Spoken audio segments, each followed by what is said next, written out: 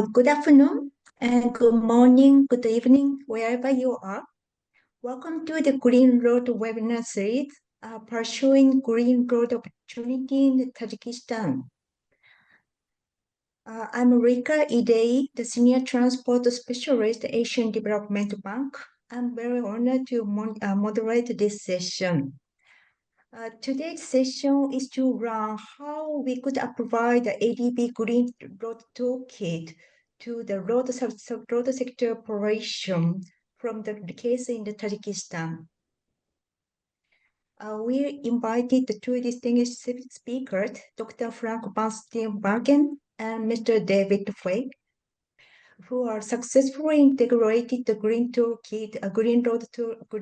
Toolkit idea to the project in Tajikistan, namely the Green Corridor Demonstration Project, which was approved by Asian Development Bank Board in October 2024. Before we invite the two presenters, I would like to remind you the webinar housekeeping rules. Firstly, please ensure that your microphone is muted unless you are invited to speak. And please actively use the Q&A function in Zoom if you would like to ask a question during the presentation. Q&A functions are always active, so whenever any question come up to your mind, then please kindly post them.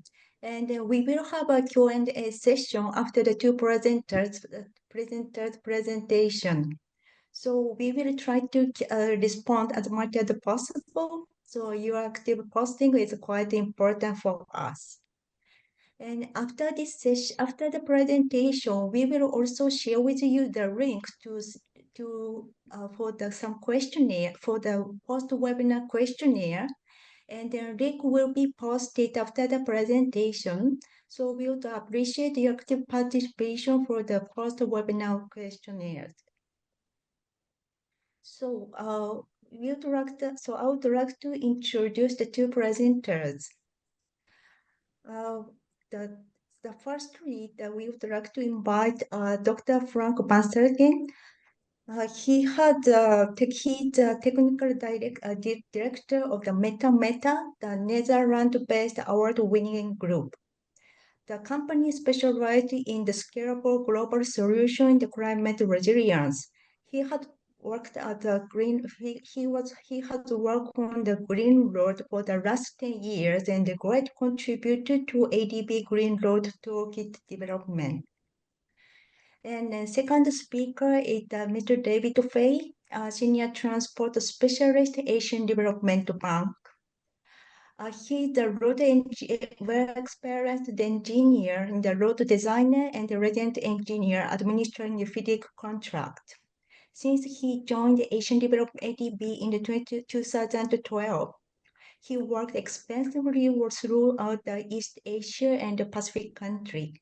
In 2023, he started the Tajikistan transport operation, and he led the discussion with the government of Tajikistan to integrate Green Road Toolkit in the approved Green Corridor Demonstration Project. So I would like to give the floor to Frank and David. Thank you. Thank you, Rika. Let me start. I'm really happy that we have this opportunity to discuss the Green Road Toolkit and the application in Tajikistan.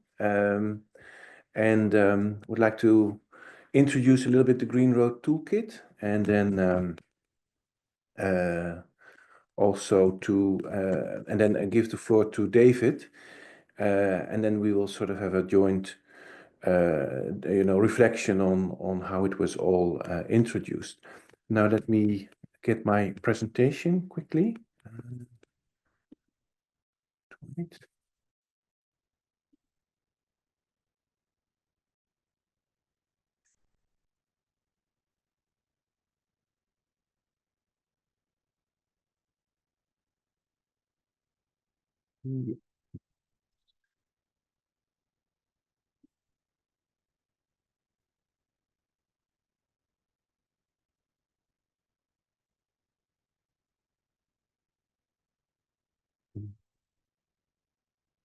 Okay, good. So the Green Roads Toolkit has been developed over the last year and a half and has been applied in a number of countries. And one of the first one was Tajikistan. Yeah.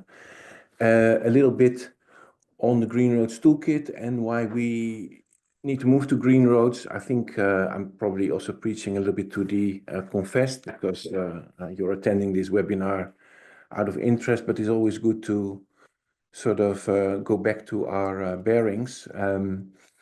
The thing is that the road sector is a major force, and it can be a major force for good, not just for connectivity, but for many other agendas. If we just look at the magnitude of the road sector in Asia and Pacific, it is massive and it is growing. There's a forecast of 8 million kilometers of new roads in this very decade. And that will not stop because also Asia, in spite of a lot of progress, also according to the Asia Transport Outlook, has a lot of people who are not yet adequately connected according to the definitions, which is a minimum distance from a metalled road. And investments are massive in the road sector. For the whole inland transport sector for Asia and Pacific in this decade, it's estimated at 14.5 trillion US dollars. Yeah, so the footprint is large of the road sector. Of course, carbon emissions come to our mind quickly. 80% of the global carbon emissions come from the road sector. But what is remarkable is that in Asia, this is growing faster than the global average. It's growing actually twice as fast as the global average. So we have quite a challenge there. Also in terms of circularity and use of resources, a large part of the construction material which is used globally, including Asia, say around 30% is used in the road sector. Also, in terms of the wider picture on hydrology, according to many studies, 12 to 40% of all the sedimentation in watersheds, in basins, comes actually from the road sector. And roads have a major effect on the hydrology. They always sort of change the drainage pattern, change the runoff pattern. And I'll mention later that can be a force for good as well. Similarly, on emissions of particulate matter, again, dust, nitrogen, a lot comes from the road sector, and also it's increasing as well. And all these sort of things also work out on the quality of life of people. And I've worked in many Asian countries, and many people complain about traffic noise living in the cities. And if you calculate that in terms of how many healthy life years are lost, it's probably around 10 million a year. Then also we have the biodiversity, the dissection of habitats, the roadkill. So you see roads are just more than means to get people from one place to the other, yeah, in a safe and affordable way, but they have this larger impact. So there was really the idea behind the Green Roads Toolkit, to sort of take this into account and put the road sector in this larger picture, apart from delivering good services, but mitigate and even compensate for the negative impact, but very important, also try to make roads nature positive. And this can be done. And I think it's also part of what we try to do in Tajikistan, to have roads turned into a force for good, beyond connectivity, in water management, in local climate, in biodiversity, in public health or quality of life.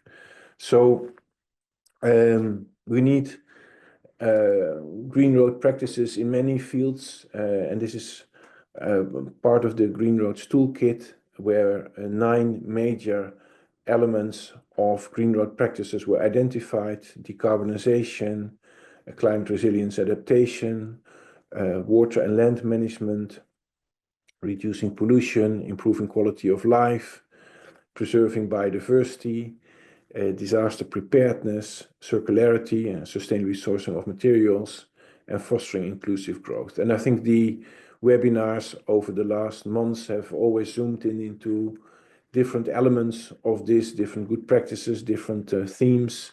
But this is the total picture.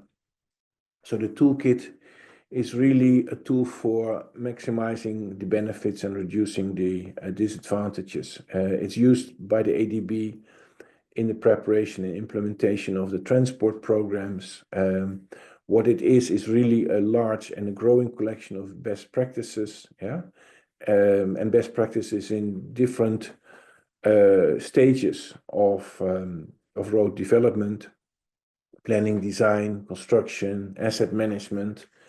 It's organized in a way that it's organized in these nine stream teams, but it is organized with several filters so that for a specific challenge, a specific condition, a specific geography, you can produce a sort of list of possible practices that should be considered. And this is then complemented with some additional tools at the moment.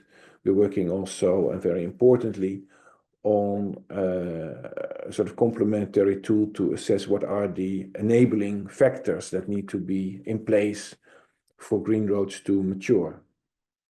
So if you look at this, we have all these different elements, and underneath there are different sub-themes where the different good practice are landing. Then with the toolkit, you can enter the sort of areas of interest, your type of geography, the sort of standard of the road. Are you working on a highway? Are you working on a rural road? Are you working in the early stage, in the planning stage, or are you more working in the construction stage? Are you looking for incremental benefits or more transformative benefits? So with the toolkit, you'll be able to produce the sort of good practices that are worth considering. And then all these good practices are documented in more detailed with images, with references, with descriptions. And that's really,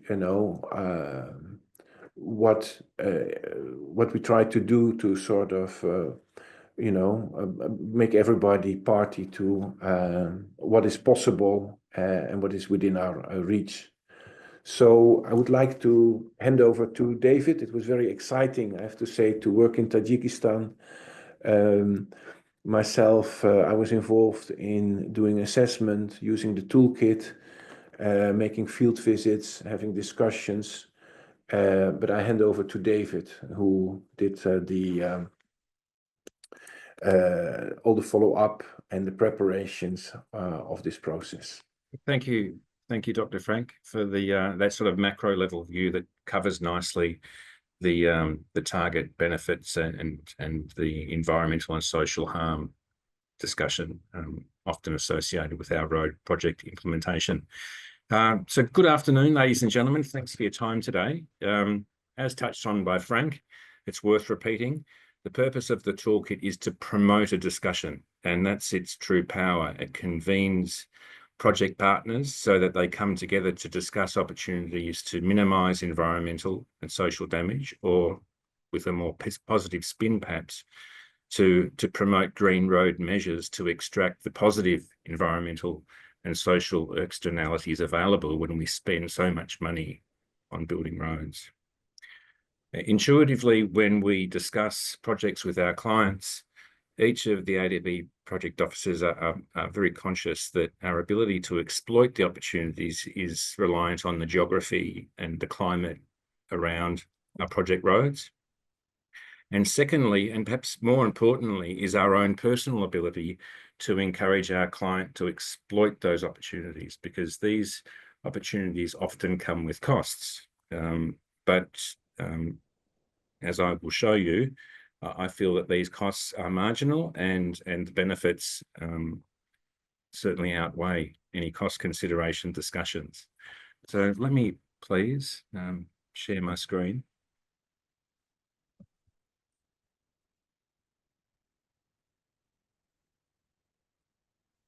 Okay, so from this map on the cover, the project road is in the small box. It's highlighted red. Please note that the southern end of the project road, it's 49 kilometres long.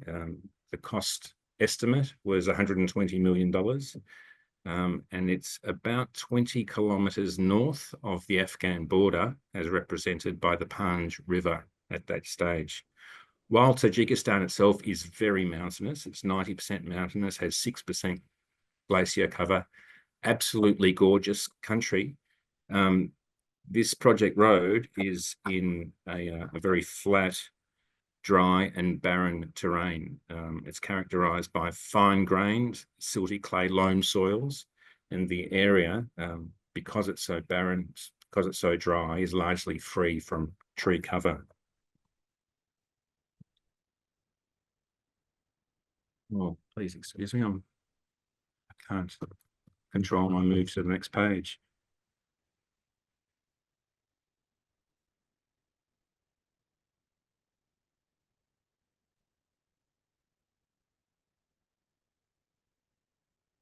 There we go. Sorry about that. Okay, so this is a typical picture of the road. Sorry, we've just lost your shared screen. Oh, okay. Just when you had that little hiccup. Yeah, no, look, I got over it as well. How about now? I'm still seeing your face at this stage on the big screen.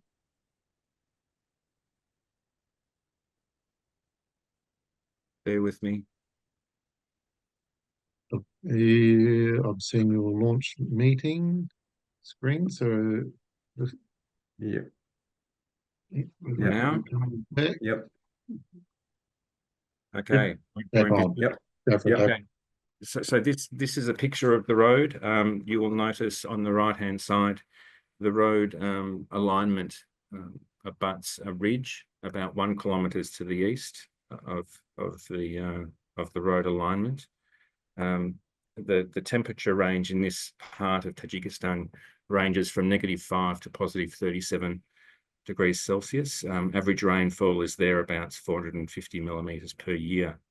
The most extreme climate change models predict a 3 degrees Celsius increase over the next 50 odd years, together with a 64% increase in maximum daily precipitation. Ecological considerations on this road. The road abuts a important breeding area for birds, about 2/3 of its length. And unfortunately, there's a very rare turtle in the area that enjoys the warmth gained by sunning itself on the asphalt pavements. So they were just a few of the issues that we needed to deal with.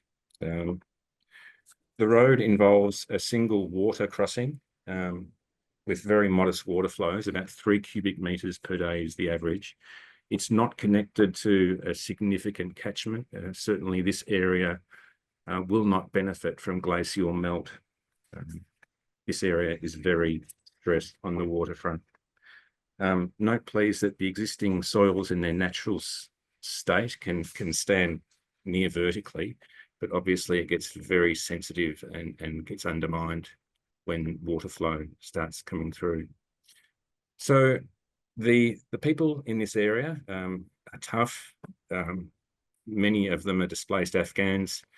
Ground level water recovery opportunities are very limited, and the bore water is salty. I've been told on many occasions, not suitable for tea. So the trucking in of potable water is expensive. It's a significant financial imposition on the population, and that consideration alone will definitely limit population growth in this corridor.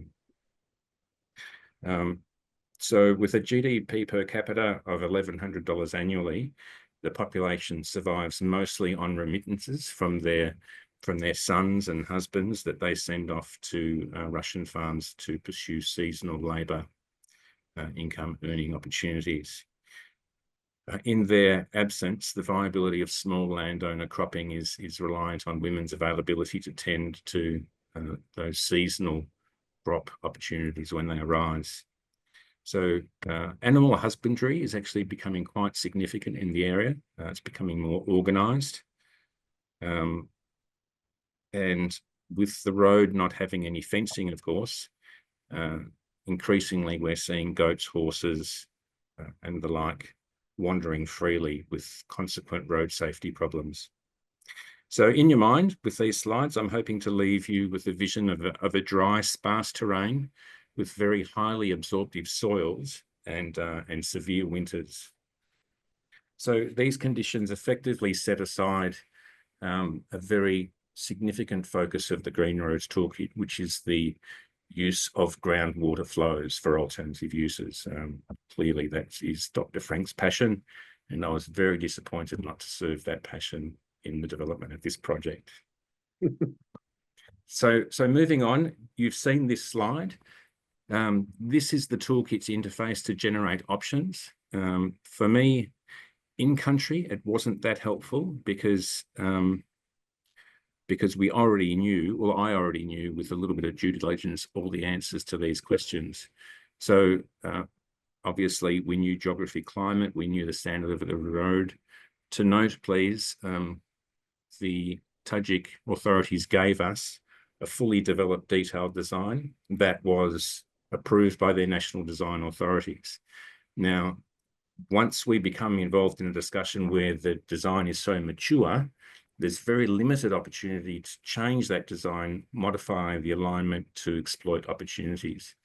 So at this end of design stage, we knew that the impact would be incremental, but nonetheless, the discussion was valuable. And then we used this tool to generate opportunities. And then, of course, we sent Dr. Frank out on a site visit. Before he went, we were lucky enough to be able to provide him with a video of a full drive-through of the alignment so that he could prepare for more discussions to drill down those opportunities.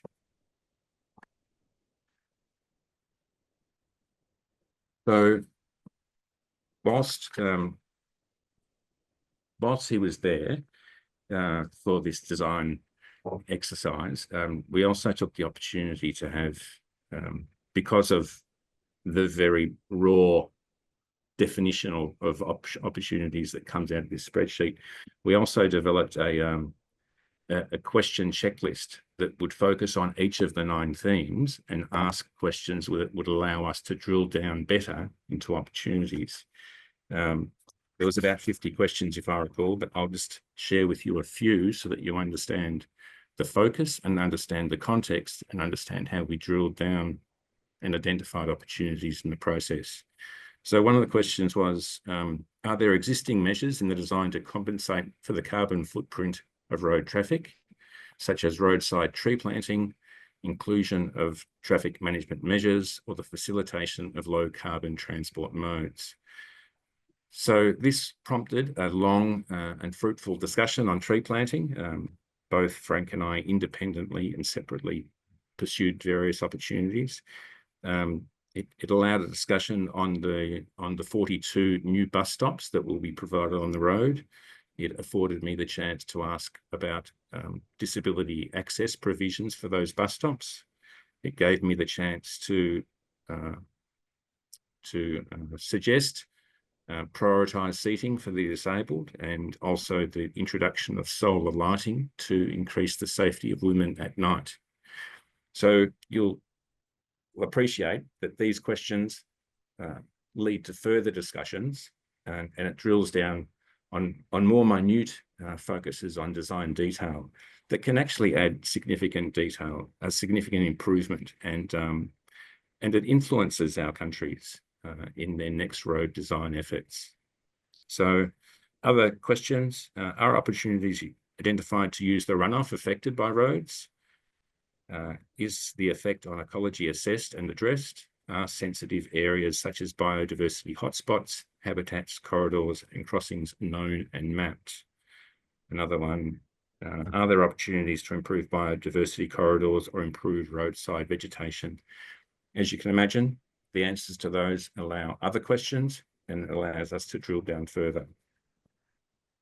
So moving forward, following Dr. Frank's site visit, these opportunities were listed for more discussions. Let us actually, Frank, please jump in and add any detail if you see value. Here are the 9 themes listed on the left. And of course, all of these codes fall out of that spreadsheet. So a big benefit, which I'm confident we will realise, is the reuse of existing road material. The reason behind my confidence is that the contractor profits from the reuse of material. So it was already anticipated in the design. It just involved us having a look at the specification for the definition of suitable materials and then all of the instructions regarding the use of that material. So it was decided to reuse that material under a bicycle lane that is being provided on the side of that road. On item 1.2, LED lighting, the detailed design already used LED lighting, so it wasn't a marginal cost. We just looked at the specification and confirmed that the efficiency of the proposed light was in line with the best on the market at the time. So item 1.3, which is effectively the same as 5.1 and 5.2, I had really good discussions on this. You know, it talked on the variety of species available, and the viability of species that are viable in this climate. You know, there are very good reasons why there's no trees in this area, for example. It allowed me to talk to them about what sort of provisions would be in place to support the trees in their early years. We talked about the specification, 2-year-old saplings, how much time do they need until they take root and will sustain themselves. Actually, let me come back to you, Frank, because Frank had a separate discussion with the Department of Forestry. Actually, no, would you like to share now, Frank? Yeah. No, I think that I think the whole I think the whole topic on roadside tree planting is a good example on how these discussions go, because there's the road which has its own characteristics and its own needs and opportunities, but then also there's a larger picture where this particular road can set an example or set in motion other changes. So it so happened that the Department of Forestry was also looking at the opportunities to increase roadside tree planting and is already developing an ambitious program. And that is also motivated by the fact that Tajikistan had a much higher forest cover in the past, and then with the whole transition from the Soviet Union to independent Tajikistan, a lot of that was lost, with all sort of losses of in terms of the local climate and vulnerability, but also productive use. So we followed on with that discussion with the forestry department and tried to see how the Green Corridor project could also trigger a larger movement and possibly investment program for roadside tree planting throughout Tajikistan, and maybe also in combination with bioengineering, because that's also a very much a shared interest between forestry and the road sector. large part of Bluestone is in high mountain areas, so there it's very obvious. But even on the images that David showed along the rivers, there's a lot of erosion, and that is caused because the drainage patterns are changed because of the road. That is quite normal, but then it just, you know, drops into highly erodible loess formation. So you get a lot of erosion in the river, and bioengineering could be a real good solution. So I think that was a good example on how you know, the discussion is relevant for, you know, what the Dangara-Gulistan road would look like in the end as a green corridor, but also what is the bigger picture that this particular road can contribute to. And I think that was, I thought, really useful with the discussion. I mean, there was a discussion on this area has a lot of unemployment, a lot of people work, as David said, they have their young people working in Russia. So can we also think of measures in the implementation of the road to optimize the use of local employment and local sources? So I think that's also very much in line with what ADB has in mind, what they call the sort of type 2 projects, that a project is not only sort of climate proof itself, but also it contributes to a larger climate resilience for the country. Okay, thanks, Frank. Look, the roadside tree planting was an exciting discussion. Like for me, at a project level, I influenced another $100,000 spend, which represents about an extra third of the tree planting that they already anticipated on the project design. Frank's discussion with the Department of Forestry led to us unearthing their own proposal for a broad tree planting program across the national highway network that would marry very well with a sort of a national road maintenance project. So next steps, this is one of the important value adds that we see going forward, where we're going to mobilise TA to develop a concept note with the hope to present that to other MDBs, IFIs for grant support. So that will happen next year. Moving on quickly, I'm conscious we have time issues. On this 2.1 and 2.3 bioengineering and rethinking road drainage, I will take you back to this picture of the river section. The banks are very unstable due to the soil composition. The road project involves a duplication of existing 2-lane to a separated 2x2 lane configuration. The new road is actually only about 50 metres distant from the most severe meander. Yeah. And consequently, we came to an agreement with the client to protect that most susceptible meander with extended gabion protection and bioengineering measures. That involved about a $250,000 cost. On water management 3.1, now mud flow control from the top. Often in these gullies, there is an event that sparks the erosion, and if it's stopped early, its movement can be halted. But the problem with our road projects is that we have a defined right of way beyond which the MOT has no mandate to step into other people's land and do good things for them, so our design processes are unhelpful in this regard. But this opportunity can be addressed during construction.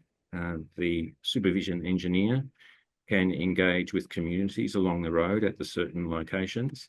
They can be made aware of the opportunity of the presence of a contractor with plant and personnel that can take measures to stop the erosion and stop the threat that further erosion would cause to their agricultural interests, to the road, to the drainage system, and so forth.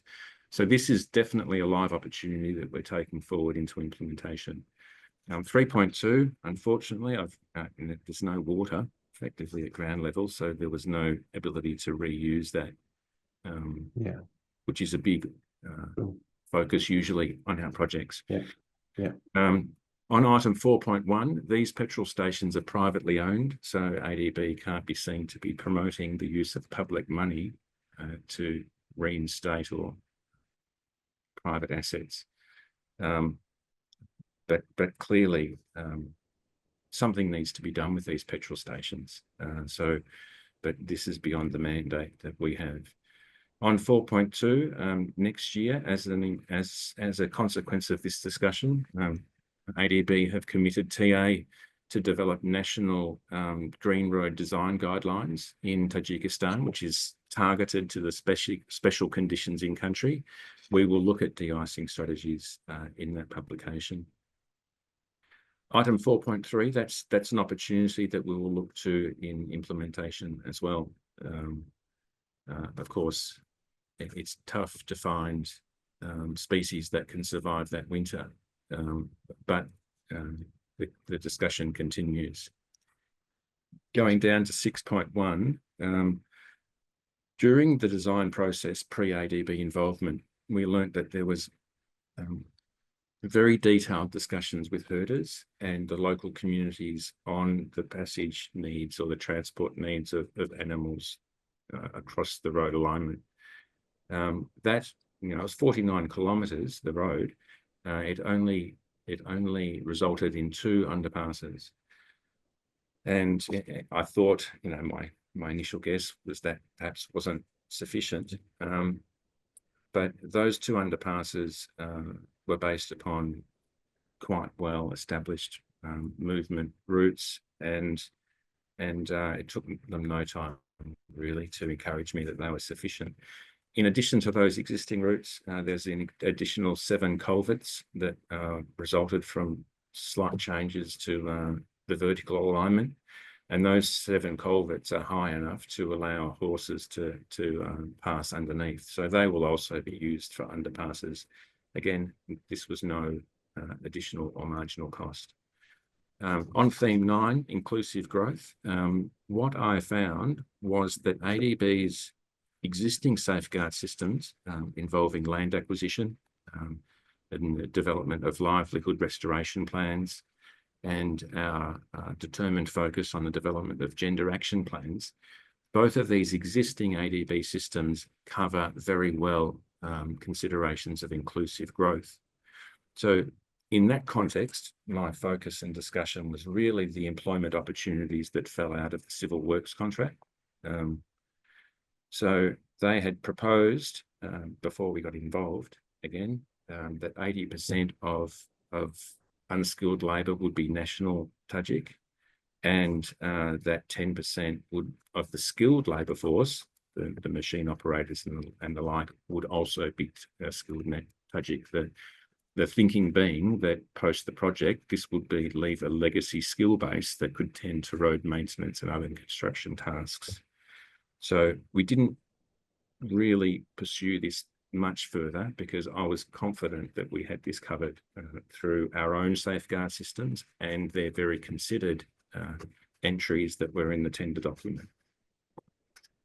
So coming to the wash, the intention for ADB is not to impose significant additional costs on our projects. It is just to minimise the damage, environmental and social, and to maximise the positive externalities that we can. So of the 424,000 spent, about 250 was attributable to the gabion treatment at that vulnerable meander, and a little over 100 involved tree planting, and then marginal additional costs that were assigned to various specification changes. What does not come through in this number is some important achievements. we got agreement on changing the spec for construction plant. Euro 4 diesel was nominated as the standard, the minimum. I expect that that would clearly limit the use of contractors' existing fleets of construction plant. So that would have a cost impact, but we couldn't quantify that. But clearly that has greenhouse gas benefits. So, you know, I think post application of the discussion, again, going back to my first statement that it was a tool to promote a discussion, I felt comfortable after we had gone through all of the options, after we had got all of the answers to Frank's 50-question checklist, after we had reviewed our specs, reviewed the design. I was comfortable that we had extracted all possible value adds within, you know, within what is a very practical application to a fixed detail design. When you start with a complete approved detailed design, your ambition has to be less significant than when you start from fresh. So next steps, obviously, this option identification task does not stop at this design stage. It moves well into construction when the contractor is on site. I will have a supervising engineer that I'll be in reasonable contact with, frequent contact with. I'll have strong reporting regimes in place to identify opportunities, and I'll be continually following up. So I'll be looking to other opportunities, and hopefully Mr. Anyala invites me in a few years to say, what did you get done on site? Also next year, the Tajikistan National Green Road Design Guidelines will come into shape. They will be presented for government approval, and on their passing, we are hopeful that they influence design approaches going forward. Recognising that the Green Roads Toolkit is still, you know, new, it was only approved last year, and that the interface can always be improved, and in particular the Excel sheet. ADB are looking to commit more TA to the development of green road pathways, which is effectively a process by which we develop strategies for each of our countries to implement a more comprehensive approach to green road design and construction practices. That will eventually lead to a web-based option generator, which will look very different, of course, to the Excel sheet we have discussed today. So, conscious of my time, I'd like to, again, restate what Frank said. The toolkit currently comes with 150 best practice sheets. They are increasing. We are learning. It is getting better. It will become more and more relevant the more it is applied to our projects, and the more we can demonstrate to our clients that it is worth the discussion, it is worth their time, and it's worth their investment. So I'm hoping that I haven't overstretched my time, Rika, but thank you to everyone, and hopefully a few questions have come through. Thank you, David and Frank. A very insightful presentation.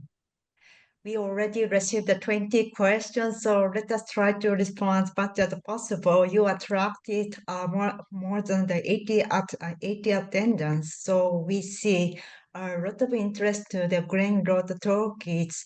So Yes, ADB, Dr. Frank, we are very happy to hear that, to see that. Okay, so let's go one by one. First question. How do we distinguish green road philosophy from the sustainability? Is there any similarity, or what would be the difference? Maybe Frank? Yeah, I can take that one. No, I think it's really a good question because it helps us to sharpen.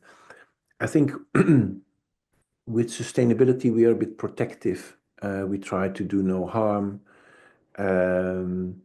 We try to make sure that whatever benefits we create sort of last longer. I think with green roads, we go a bit further because we put roads within the context of the whole area and also see how the green roads can contribute to a sort of larger, wider positive impact on many agendas. So some are, very much in the more traditional environmental domain on biodiversity, for instance, but also how can roads contribute positively to disaster risk reduction in areas where there's risk of flooding. Roads are often very important lifelines. So how do we optimize that?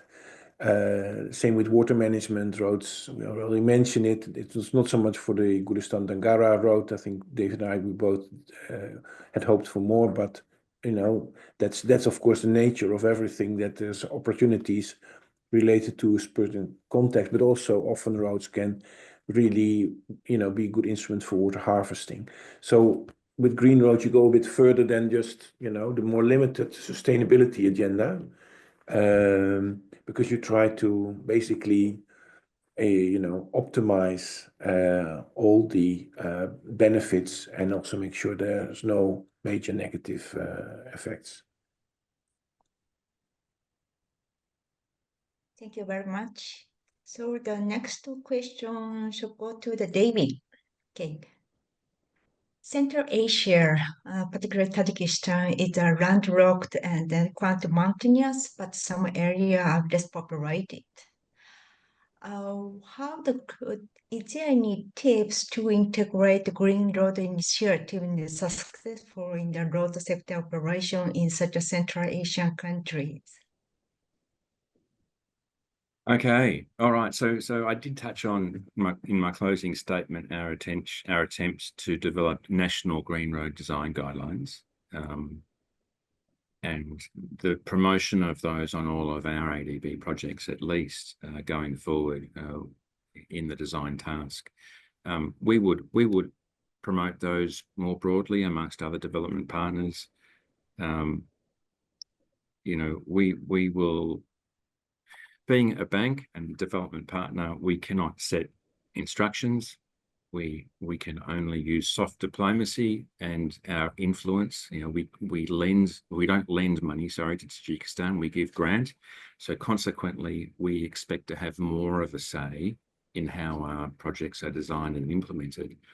So we can be a little bit more ambitious in Tajikistan and then, for example, we could be in other countries that only borrow. But this is a subtle long-term engagement of influence. And of course, ADB and all other MDBs have committed a serious commitment to align all their operations with the Paris Agreement. And that question, you could ask the same question across all of our countries, across all of our sectors. And really, it's just engagement. We have to be engaged and we need to be patient and we need to bring them on the journey and illustrate the benefits of these changed approaches. Thank you very much. I fully agree with you. The long-term engagement and then continuous publication or piloting are quite key to demonstrate the information, demonstrate the Green Road Toolkit effect on the ground. Thank you very much. Next question is that probably we could go to the slide number 5 in the David. There is intervention 3.1 mud flow control from the top. Is this mud flow like a land management or rather than the water management? Maybe this question may go to Frank. Yeah. I think this question is really good. It's a combination of land and water management. I think often you cannot separate that.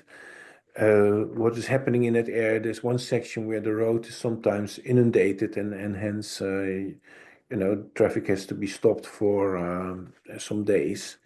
And that's basically because gullies develop and then they collect water, they sort of attract water, and then this all sort of flows towards the roads and inundates the roads with a sort of mud flow for a certain amount of time. So we looked at this issue, and I'm speaking Laco Desta, who asked the question, is the sort of master in gully control. This was also definitely an area where gullying had to be controlled. It's a very easy measure. So it's definitely land management, but also water management. But I think the bigger picture is that some of these issues, they originate beyond the road itself. And this is always important, that we need to focus also not just on the road section itself, but also what happens alongside the road, and sometimes making sure the road doesn't create problems for the landscape, but also that the landscape, supports the sort of proper functioning of the connectivity functions. And this was really a typical example of that. Thank you very much, Frank. I fully agree with you that road transport network is sometimes a part of the land management as well as the water management. And then sometimes the root cause is sometimes the root cause is with the water, not just the land itself. So we need to look at that what is the cause for the mud flow, either come from the land or the weather or water resources. Thank you very much. Next question. It's a very interesting question for David as a project officer. We learned that there are 15, about around 50 question discussion was carried out at the beginning to identify the possible option to integrate in the design. Were those questions based on these 9 themes? Yes, yeah, they were.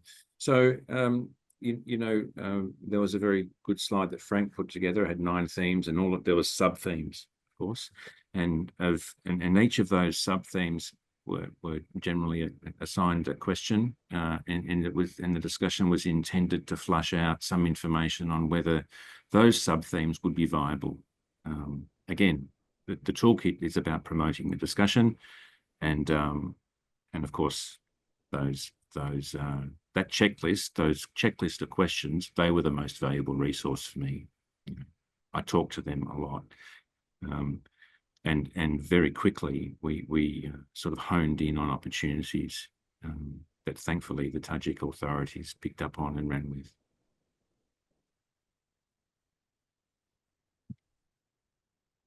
Thank you. Okay. So next question. How many countries are you working for with the Green Road Toolkit or Green Road philosophy? Maybe Frank, would you share your experience in the other country? Tajikistan is one pilot country in the Central Asian area, but probably you have some more idea or past or upcoming. Thank you. Yeah. No, actually, at the moment, I think ADB is having this discussion and in various stages of the process, but Michael and Jan is also part of the meeting, so he could sort of complement that. But I think in at least 6 or 7 countries, or 8 countries, the discussion is already taken shape. And it also relates to one question which was in the group as well, is yes, people are a bit conservative, but I think there's a lot of change. I've seen it myself in the last 4 or 5 years, that within the road sector, there's this sort of awareness that a lot of positive things can be added on, and I think it's also the need of the day. In Metamate ourselves, we also work in Africa, so we work probably in about 15 countries. So every country has its own sort of process. At the moment, for ADB, I'm part of the discussion with the government of Maharashtra in India. At this week, in fact, there's a good example that you have different types of discussions. In this case, it's not a grant; it's a result-based loan. So the loan is given against the achievement of certain results, and that also includes, the performance in the road sector, but also institutional changes. So with the government of Maharashtra, there's a discussion on how to make the different elements of green roads, what is acceptable, what is priority, And I think one thing we should also realize, and it's also in David's presentation, already sometimes really good things are happening. Also in Maharashtra, the Maharashtra Rural Roads Development Authority, and it's part of a national program, already have adopted some good examples. And I think also the toolkit often actually is the repository of good examples from everybody. It's not sort of, from one source. It's basically this sort of, community of people working on these fronts and finding, small and big breakthroughs that you try to put together. Thank you very much. It's good to know that this idea is now spread over the world, particularly Asia. And I hope that the Green Road Toolkit will be integrated some aspect in some road project in the Pacific where I'm working for. I'm looking forward to that. So the next question. This question should go to the David, quite Tajikistan specific. What strategy can be implemented to overcome the challenges of adapting the bioengineering technique to the Tajikistan road project? Oh, okay. Now this is a tough question because of the existing conditions on site. The climate is so tough and challenging down there that there are no native viable grasses that can survive the winter. At springtime, various seeds propagate, and there is a green cover. It is possible to grow grain there. But for a long-term and effective slope stabilization medium, bioengineering is a tough call. I think maybe some geosynthetics with some mats, some Gabion matrices, maybe some riprap, and maybe some planting of some quite mature small brush type trees. I think that's probably the go more than grasses. But look, this would be a great question for me in 3 years, because we're going to have a go at this for the next 2 years, and we will learn what works in the national zone guidelines. This is a focus that's going to be at the forefront of our minds for the next year, and hopefully we'll get better at it, and hopefully we influence design practices. But unfortunately, I don't have a magic wand, and there's no easy solution. Maybe I can elaborate a little bit on that. I Please, think, right? yeah, I think what Dave says is totally correct, and I think also here, it's sort of looking at how others sort of dealt with these challenges. So I think with bioengineering, Nepal has a lot to offer. Some of the situations are comparable to Tajikistan, and some not. So I think I think the beauty is that we live now in a really interconnected world, and we can, and even in the webinar series there was a presentation on bioengineering, and so I think we can try to see how experiences in one place with some comparable geographies can be relevant to Tajikistan as well. But it's also it's sort of really trying to sort of crack the code yourself. And like David says, after 3 years, there's no sort of magic key or magic wand that sort of is a sort of opens up every problem with a solution. But I think it's the work of doing things, and I think it's also really the nature of the whole work that David has been doing with his colleagues in Tajikistan, is to try to see what fits, basically. Thank you very much, Frank and David. While we try to answer all questions, while Q&A session, we receive another 20 questions, so we are not able to answer all questions. So I'm asking David, Frank to type the answer as much as possible even after the webinar. Okay, So, yeah, look, I'll time do yeah. that. Yeah, So look, the I time, think, yeah. Look, we're obviously at the end of time. Look, thanks for everyone's active participation. Thank you for inviting me, Dr. Ian, Mr. Agnella, and of course, please keep an eye on the toolkit. It's getting better. It will get better as time goes on, and it only gets more relevant the more interest it gets internationally and amongst our development partners. So yeah, thank you. Thanks, Reka. Thanks, Frank. Yeah. So we are now closing the webinar. In the last remarks, we posted the evaluation form in the chat box. So please kindly access to the link to complete some form. Just a few questions. It won't take your time, but we appreciate your cooperation. So thank you very much again for your active participation with a great number of the questions that will inspire us very much. And David, Frank, a big hand to you. Thank you very much. So let us close this webinar. Thank you very much all.